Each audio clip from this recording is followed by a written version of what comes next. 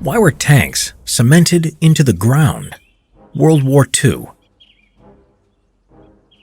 The idea of the tank turret fortification can be found with the French and their innovative FT-17 light tank during World War I. This tank featured a fully revolving turret, therefore introducing a new advantage onto the battlefield. During the interwar years, the FT-17 inspired other countries to rapidly develop their own modern tanks, and the pace of development left many obsolete models that could be scrapped for metal or put in museums. However, three countries, Belgium, France, and the Soviet Union, decided to use their older tanks in a different way, as fixed fortifications. Belgium, to protect its coastline and border. The Soviet Union, who were the first to adopt the idea, to protect the Stalin and Molotov lines, and France to increase the defense of the Maginot Line. It's unclear if these countries got the idea for tank turret fortifications independently or through sharing secrets or spying. From 1935, tourelles démontables were installed along the Maginot Line.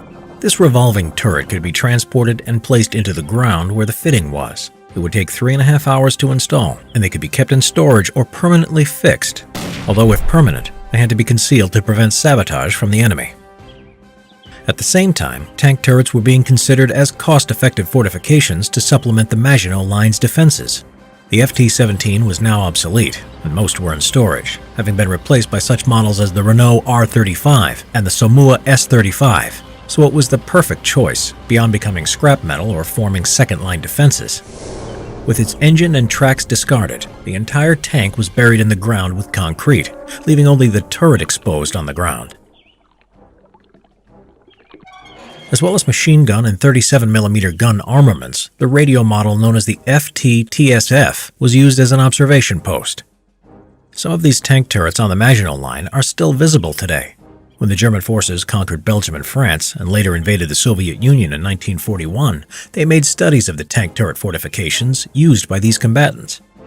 In 1942, French and Czech tanks captured in 1940 and early panzers, now obsolete and stockpiled, were used by the German army who mounted their turrets on bunkers to defend the Atlantic Wall. In 1943, a radical decision was made by the German forces. The turrets of the Panther tank were chosen to become tank turret fortifications, whereas up to this point, only obsolete tanks were converted into turret bunkers. Now, an up-to-date tank was to be used. The Panther was chosen because its turret production was outpacing Panther hulls, and its armament could take on the latest Allied armor. This would be known as the Panther Ostfallturm. For the role of bunker turret, it was modified slightly. The commander's cupola was replaced by a hatch, and its roof was strengthened from 16 to 40mm thick armor to compensate for its static position from artillery and air attacks.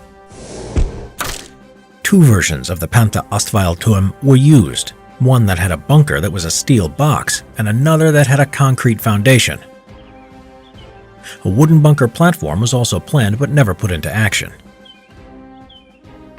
The upper part of the box was the fighting compartment, while the story below it had the crew quarters, with heating and an electrical generator.